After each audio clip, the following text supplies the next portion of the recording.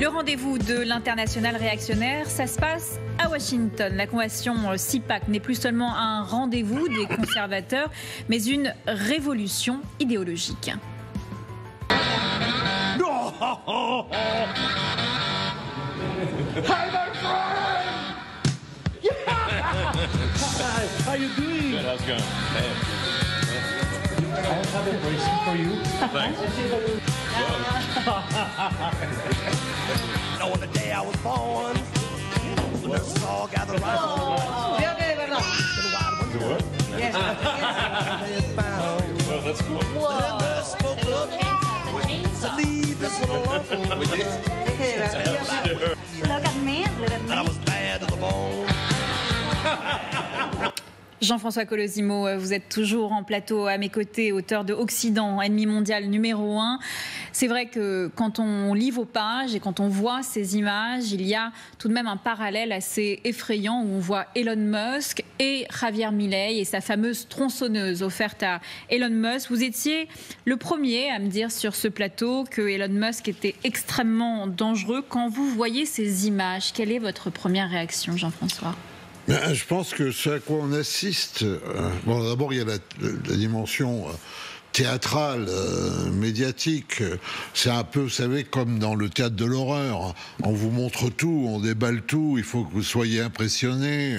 Et je pense qu'il ne faut pas trop se laisser prendre à cette théâtrocratie, quoi, à véritablement cette forme de démocratie annulée par la farce, la mauvaise farce. Mais d'un autre côté, oui, on vit une révolution. Une révolution, vous avez raison, idéologique.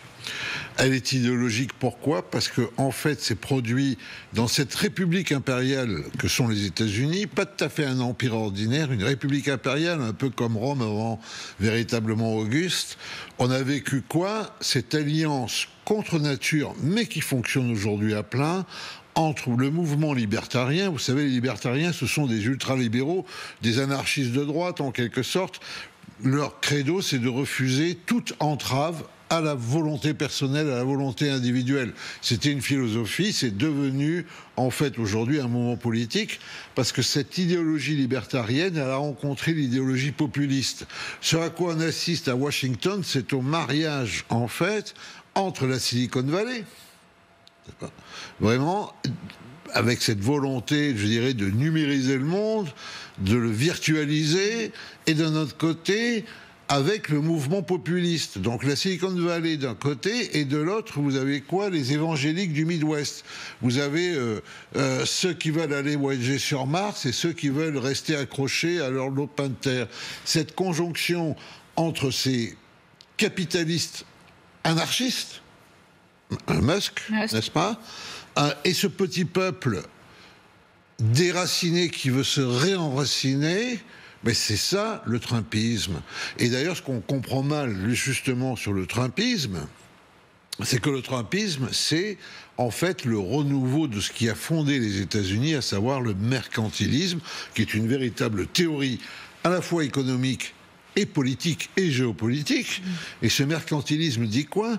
Mais il dit que, en fait, pour dominer, il faut à la fois protéger vos marchés, d'où le fait qu'on sent que Trump est protectionniste, mais aussi passer à l'offensive sur les marchés étrangers les plus fructueux, n'est-ce pas ? Donc le monde se découpe en parts de marché, vous isolez votre production et vous allez conquérir comme un prédateur celle des autres.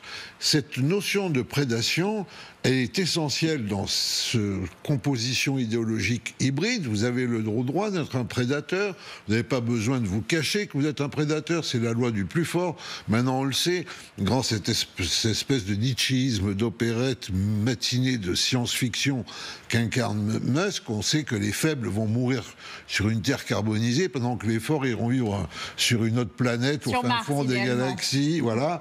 Donc les forts écrasent les faibles, n'est-ce pas ? Et c'est donc un accord soudain de l'Amérique avec cette loi de la force brute qu'ont imprimé ces 10 dernières années les nouveaux despotes de ces néo-empires, Poutine en Russie, Erdogan en Turquie, Khamenei en Iran, Xi Jinping en Chine, plus modérément Modi en Inde. Donc on assiste en fait au fait que l'Amérique nous dit « Petite Europe, tu n'existes plus, les nouveaux grands sont là ». Et on va se débrouiller avec eux parce qu'on a le même langage qu'eux, on a la même méthode qu'eux. Et ça va être un combat fatal entre nous, mais entre-temps, vous serez, je dirais, supprimés. On a souvent cette fâcheuse manie de mettre tous ces mouvements sous la bannière de l'extrême droite, de manière assez vulgaire d'ailleurs. Quand on voit Jordan Bardella se désolidariser de cette fameuse convention CIPAC, de ces conservateurs, après ce qu'on dirait être un salut nazi de Steve Bannon face caméra, est-ce qu'on peut encore tous les mettre sous la même bannière, Jean-François Colosimo? Alors d'abord, chez Bardella, c'est plutôt la preuve d'une forme d'immaturité de transporter des stratégies nationales à l'international et d'aller vouloir rejoindre une internationale des nationalismes qui, par définition, est totalement contradictoire, puisque les nationalismes ont vocation non pas de s'unir, mais de s'opposer, et non pas de faire la paix entre eux, mais de se faire la guerre. Donc de ce point de vue-là, c'est une démarche quand même absurde, mais peut-être voulait-il, on l'a dit, ne pas laisser à Sarah Knafo, qui occupe beaucoup cette place internationale auprès de ce type de mouvement, auprès de Trump, de Milley, auprès de Musk, etc. Mais bon, c'était une aberration. Résultat, il s'est quand même pris un soufflet de la part de Bannon, qui, lui aussi, est dans une forme de nietzschéisme d'opérette, n'est-ce pas? Il l'a traité de même pas un homme, même pas un chef, rien du tout, quoi. Bon. Donc la scène est plutôt, je dirais, malheureusement pour Bardella, tragicomique, tragique parce qu'il fallait pas qu'il y aille, comique parce que finalement il n'y est pas allé. Voilà. Donc, mais en attendant, ce type de mouvement, ce type de rencontre est censé fournir des armes idéologiques qui seraient les mêmes partout. Et la grande arme idéologique, c'est en fait la détestation du progressisme et de l'ordre libéral. Or, l'ordre libéral dans lequel on vit depuis 1945, c'est celui qui est en train de mourir sous nos yeux, sous les coups de boutoir de Trump. Les États-Unis ont fait le monde depuis 1945. Ils considèrent que cet ordre mondial qu'ils ont façonné joue contre eux. Ils veulent le détruire. Que veut réellement Donald Trump, Jean-François Colosimo? Le président américain a lui-même partagé cette image où il s'affiche en une d'une fausse couverture du Time Magazine, avec Donald Trump en roi, une couronne sur la tête, et un dirigeant a lui décidé de faire ce qu'il ne faut pas faire avec Donald Trump, c'est-à-dire de le critiquer frontalement, son homologue américain. C'est le président brésilien qui dit ceci. Il essaye de devenir un empereur du monde, ce qui signifie qu'il tente de donner son avis sur tous les pays. La démocratie conquise après la Seconde Guerre mondiale est un paramètre et un exemple de la meilleure gouvernance que nous ayons eue au cours de ces 70 dernières années. Mais par sa façon d'agir, il essaye de se poser en empereur du monde. Un empereur du monde, Jean-François Colosimo, est-ce que c'est réaliste? Vous êtes le premier à dire dans votre ouvrage que les empires sont voués à s'entretuer d'une certaine manière. Est-ce que réellement Donald Trump peut avoir la main mise sur plusieurs puissances en même temps? Alors, ce pourquoi il lutte, c'est l'hégémonie américaine et la préserver. Cette hégémonie américaine, elle est claire, elle est financière et elle est militaire. Et elle est technologique. Il faut quand même savoir que c'est le Pentagone qui a inventé Internet et que le Pentagone a volé au secours de la Silicon Valley en 2008 en offrant à la Silicon Valley pour de gros contrats. Aujourd'hui, Trump, en fait, est en train de drainer tout ce qui se fait dans le monde de manière à ce que les États-Unis gardent la main mise sur la révolution de l'intelligence artificielle, n'est-ce pas? En même temps, il veut se désengager militairement. Mais c'est déjà le cas d'Obama.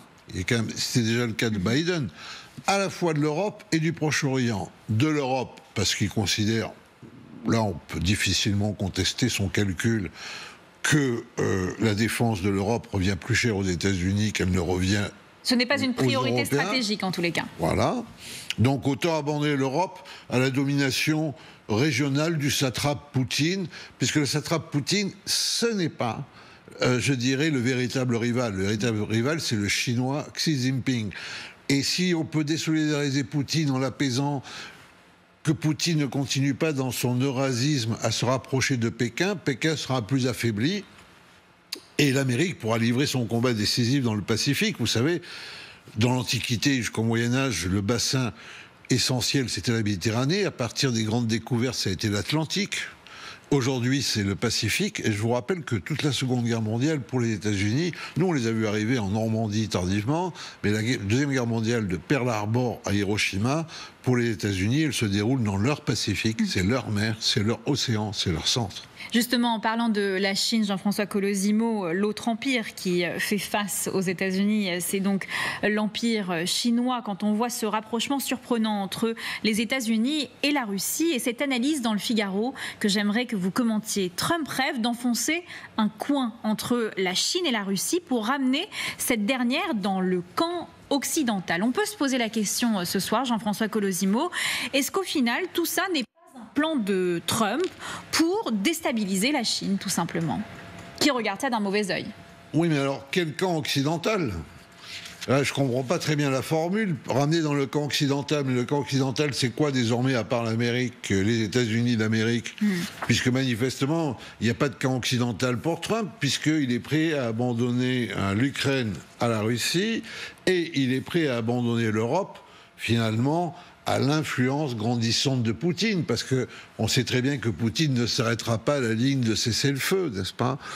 Donc je trouve que, oui, disons que, on pourrait le dire autrement, je pense, Trump pense qu'il n'y a qu'un rival sérieux, c'est la Chine, qu'il faut isoler la Chine, qu'il faut abattre la Chine, qu'il faut contraindre la Chine, et que si ça passe par le fait de plaire et de complaire à Poutine, pour lui, ça n'est pas grave, puisqu'encore une fois, on est dans une logique d'hégémonie et de prédation qui est désormais clairement détachée de la morale.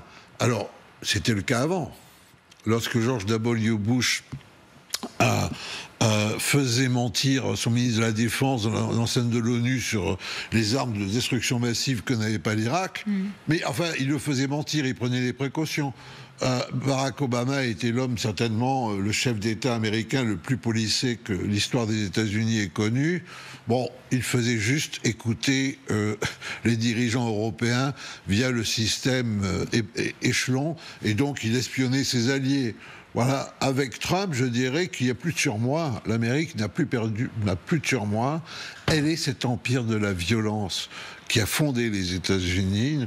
Rappelez-vous la destruction des Indiens, l'esclavage des Noirs, le Far West. C'est pas rien, c'est ça la mythologie américaine. Voyez Halloween, etc. Et donc cette violence, elle ressort aujourd'hui, elle n'est plus mesurée, elle n'est plus, je dirais, contenue par un vernis de collaboration avec d'autres, parce que les autres avec lesquels désormais Washington veut parler, veut s'entendre et peut-être demain guerroyer, ce sont ces néo-empires qui se sont imposés ces 20 dernières années pendant que l'Europe était à la remorque de l'histoire. La fascination des hommes forts, Jean-François Colosimo, c'est toujours fascinant de vous entendre sur ce plateau. Merci d'avoir été avec nous.